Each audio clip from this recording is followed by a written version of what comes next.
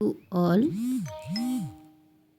तो आज हम फिर से आप लोगों के लिए ले आए हैं मैथमेटिकल फिजिक्स के और 20 क्वेश्चन।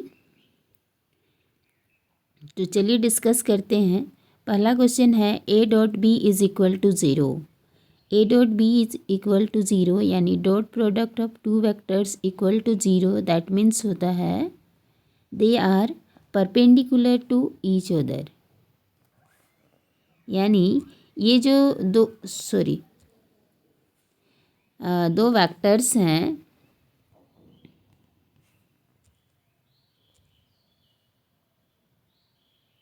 वो क्या होंगे, परपेंडिकुलर होंगे। सो इसका आंसर क्या हो जाएगा, ऑप्शन नंबर बी होगा।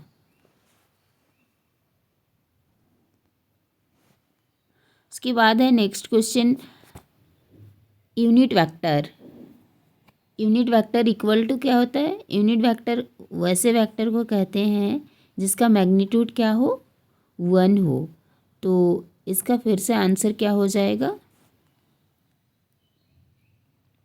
ऑप्शन नंबर बी हो जाएगा। इसके बाद नेक्स्ट क्वेश्चन है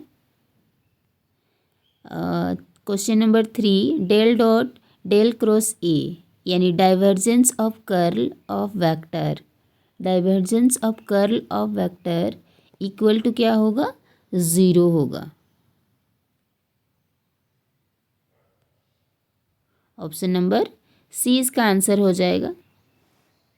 उसके बाद फिर से है नेक्स्ट क्वेश्चन है del cross del psi equal to यानी कर्ल ऑफ ग्रेडियंट।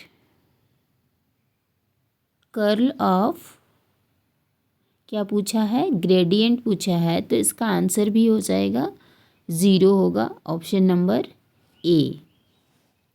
उसके बाद नेक्स्ट क्वेश्चन है डाइवर्जेंस ऑफ कांस्टेंट वेक्टर।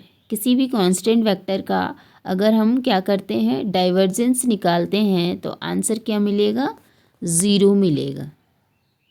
सो इस क्वेश्चन का आंसर क्या हो जाएगा, ऑप्शन नंबर ए। उसके बाद है ग्रेडियंट इज अ। जो ग्रेडियंट होता है वो स्केलर है, वेक्टर है, टेंसर है या फिर कांस्टेंट है। तो जो ग्रेडियंट होते हैं, ग्रेडियंट जो होता है वो क्या होता है, वेक्टर क्वांटिटी होता है।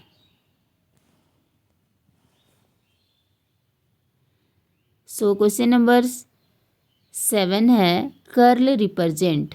कर्ल क्या रिप्रेजेंट करता है, रोटेशन, डाइवर्जेंस, मैग्नीट्यूड या नॉन ऑफ दीज। कर्ल मतलब होता है वेक्टर। वेक्टर दैट मीन्स ये क्या रिप्रेजेंट करेगा, रोटेशन को रिप्रेजेंट करेगा। सो क्वेश्चन नंबर 7 का आंसर क्या होगा, रोटेशन होगा।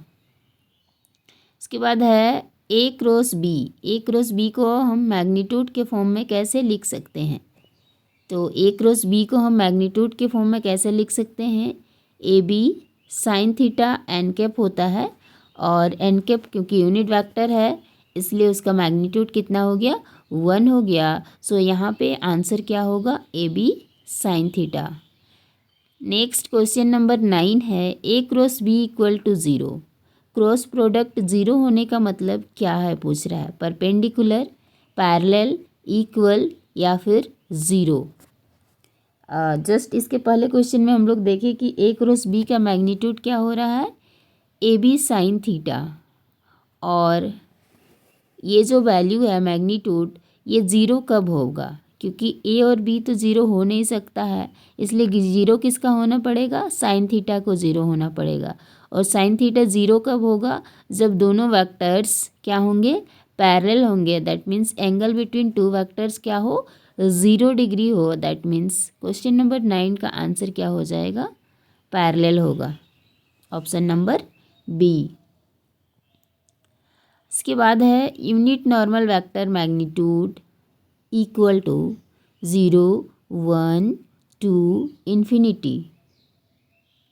यूनिट नॉर्मल वेक्टर का यूनिट नॉर्मल वेक्टर का मैग्नीट्यूड कितना होगा, तो फिर से ये इसका आंसर क्या हो जाएगा, 1 होगा। नॉर्मल यूनिट नॉर्मल वेक्टर का आंसर मैग्नीट्यूड के फॉर्म में कितना होता है, यूनिट नॉर्मल वेक्टर 1 होता है। क्वेश्चन नंबर 11 है, delta Sai gives direction of. Delta Sai जो है ये डायरेक्शन देता है, कैसा, मैक्सिमम इंक्रीजेस, मिनिमम, ज़ीरो और constant. Delta Sai gives direction of maximum increase, ये क्या देगा, मैक्सिमम इंक्रीज को दिखाता है। तो इसका आंसर होगा option number A, maximum increase. Next है, line integral depends on. Line integral किस पे डिपेंड करता है, पाथ पर, इन पॉइंट्स पर, टाइम पर, या none of these. Question number 12 कह रहा है कि लाइन इंटीग्रल किस पे डिपेंड करता है, तो लाइन इंटीग्रल जो है ये डिपेंड करता है पाथ पे।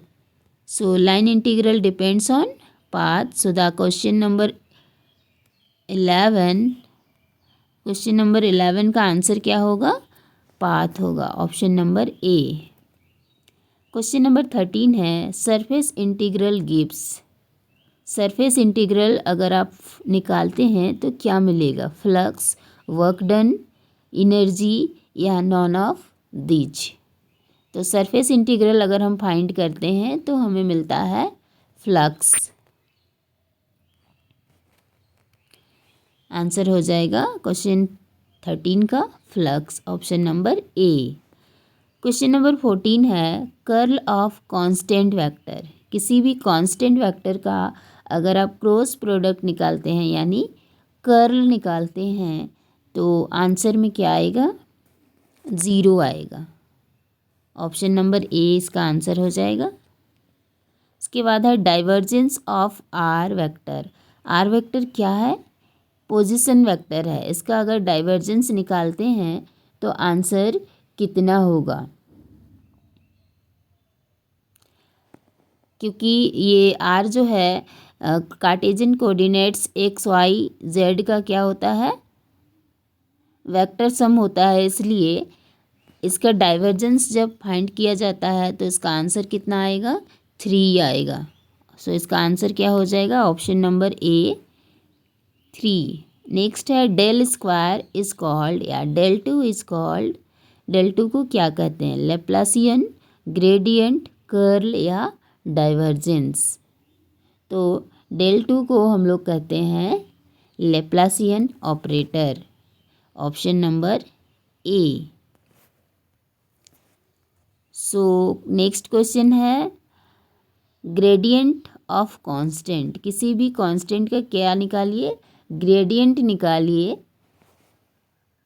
तो फिर से इसका आंसर आएगा 0, ऑप्शन नंबर ए हो जाएगा। इसके बाद है question number 18, scalar triple product gives.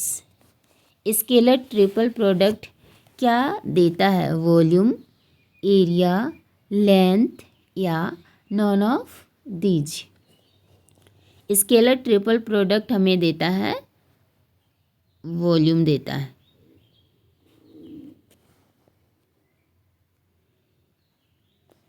Question number 19 पूछ रहा है, vector triple product formula. Vector triple product का फॉर्मूला बताइए। A cross of B cross C, option number B है A dot B, option C है, सॉरी, ऑप्शन बी में है A dot B of C minus A dot C of B. Question option number C है A dot of B cross C, and D option है none of this. तो vector triple product का formula क्या होता है, इसका formula होता है A dot B of C minus A dot C minus B. Answer क्या होगा, ऑप्शन नंबर बी हो जाएगा। इसके बाद है क्वेश्चन नंबर 20, जो कि आज के सेशन का लास्ट क्वेश्चन है।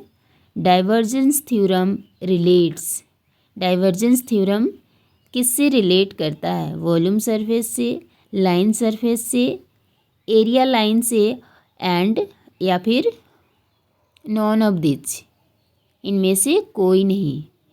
तो डाइवर्जेंस थ्योरम जो है ये रिलेट करता है वॉल्यूम सरफेस से। सो क्वेश्चन नंबर 20 का आंसर क्या होगा? वॉल्यूम सरफेस, ऑप्शन नंबर ए। ठीक है, तो फ्रेंड्स आज हम लोग मैथमेटिकल फिज़िक्स के जो रिमेनिंग 20 क्वेश्चन थे उसको कंप्लीट कर लिए हैं। अब हम लोग नेक्स्ट सेशन में देखेंगे इसके आगे वाले टॉपिक पर कुछ क्वेश्चंस जो कि इम्पोर्टेंट होगा आपके एग्ज़ाम के लिए। तो फिर आज के लिए इतना ही। Thank you, have a nice day.